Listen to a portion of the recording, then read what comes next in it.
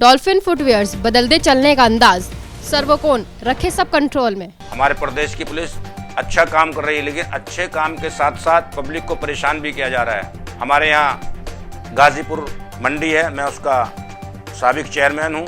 वहाँ वो दुकान पूर्ण रूप से खोल नहीं रहे हैं क्योंकि वहाँ पे पुलिस का प्रकोप बढ़ गया है और उसके साथ साथ घूसखोरी बढ़ गई है।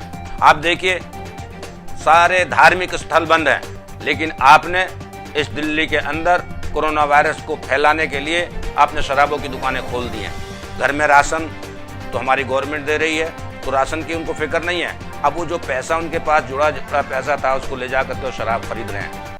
मैं देशवासियों से कहना चाहूँगा, ख़ासकर दिल्ली वासियों से, ये जो कोरोना वायरस का फ्लू चल रहा है, ये बहुत ही डेंजरस है और जो हमारे देश की सेवा कर रहे हैं, चाहे उसमें पुलिस हो या डॉक्टर्स हों या पत्रकार हों, उन लोगों का एक बहुत ही बड़ा रोल है कि जो अपनी जान को हथेली पर ले कर के ये कार्य कर रहे हैं। चाहे वो सेंट्रल गवर्नमेंट हो, चाहे दिल्ली गवर्नमेंट हो, उन्होंने लॉकडाउन का ऐलान किया, लेकिन बिना किसी प्लानिंग के। अब उसके बाद लॉकडाउन का तीसरा चरण शुरू होने वाला है। उसके बाद भी जो है पब्लिक सड़कों पर नहीं आई, पुलिस का कहना माना और साथ ही मोदी जी का कहना माना। लेकिन एक बहुत ही बड़ी गलती दिल्ली सरकार फिर दोबारा कर बैठी कि बिना किसी प्लानिंग के शराब की दुकानें खोल डाली और उस पर सोशल डिस्टेंस बिल्कुल ख़त्म हुआ और एक के ऊपर एक चढ़ गया, और जिससे हमारे प्रदेश के अंदर, खासकर दिल्ली के अंदर, कोरोना वायरस के जो मरीज थे वो बढ़े, जो हज़ारों की संख्या में बढ़ गए। तो ये बिना प्लानिंग के किस तरह से सरकार चला रहे हैं। अगर सरकार को अर्थव्यवस्था की ज़रूरत थी, और भी सारे कारोबार हैं उन पे जो है टैक्स लग सकते थे, आपने जो है पेट्रोल डीजल को महंगा किया। लेकिन ये ऐसी एक धत्त है शराब की जो हमारे घरों को बर्बाद करती है। हमारे जो दिल्ली प्रदेश के लोग हैं, जो गृहिणी हैं, जिन्होंने अपने घर चलाने के लिए अपना पैसा रखा हुआ है, उस पैसे को आज निकाल कर वो शराब पीने वाले लोग उसको लेकर के घर से बाहर जा रहे हैं। घर में राशन तो हमारी गवर्नमेंट दे रही है, या हमारे जो एनजीओ हैं बहुत सारे लोग वो भी दे रहे हैं, तो राशन की उनको फिक्र नहीं है। अब वो जो पैसा उनके पास जुड़ा पैसा था, उसको ले जा करके वो शराब खरीद रहे हैं। दूसरा ये है, हमारे देश की पुलिस, हमारे प्रदेश की पुलिस अच्छा काम कर रही है, लेकिन अच्छे काम के साथ साथ दूसरी चीज़ें ये हैं कि पब्लिक को परेशान भी किया जा रहा है। हमारे यहाँ गाजीपुर मंडी है, मैं उसका साबिक चेयरमैन हूँ, जिसमें फ़िश, चिकन आता है, लेकिन वहाँ वो दुकान पूर्ण रूप से खोल नहीं रहे हैं क्योंकि वहाँ पे पुलिस का प्रकोप बढ़ गया है और उसके साथ साथ घूसखोरी बढ़ गई है।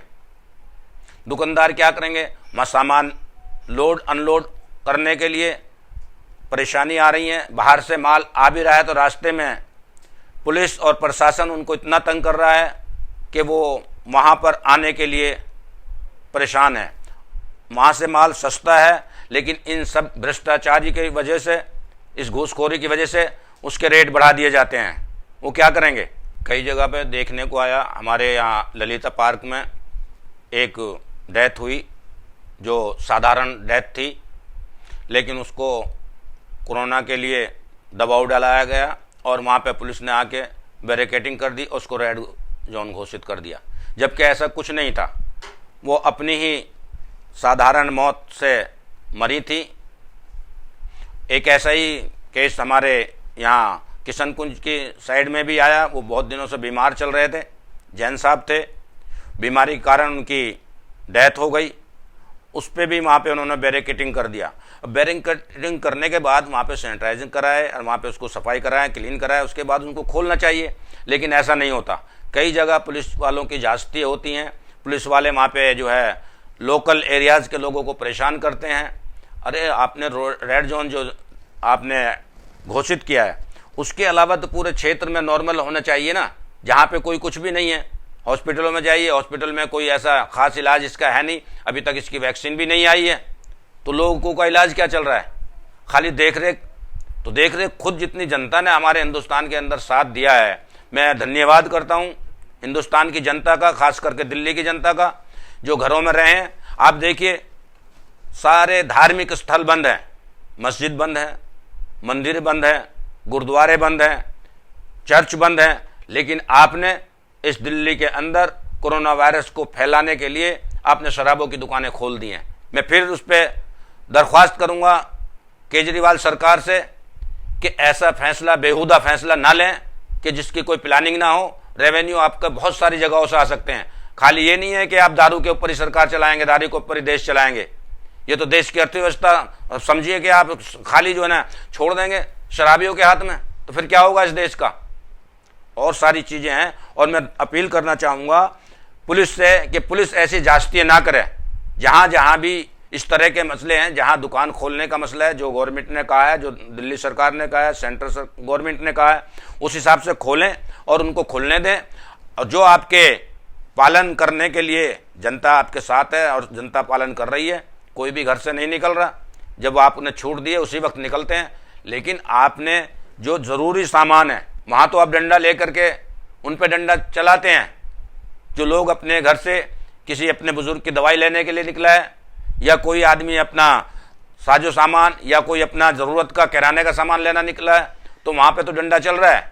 लेकिन जहाँ पे वो शराबी दुकानों पे एक से एक भिड़ करके कोई डिस्टेंस नहीं है, कई कई किलोमीटर की लाइनें लगवा दी। आपके पास प्लानिंग होनी चाहिए थी। हम मानते हैं आपका रेवेन्यू नहीं आ रहा है, लेकिन रेवेन्यू का मतलब ये नहीं है कि जनता को आप बिल्कुल धकेल देंगे, आप जो है उसको इस तरह से छोड़ देंगे लावारिस की तरह।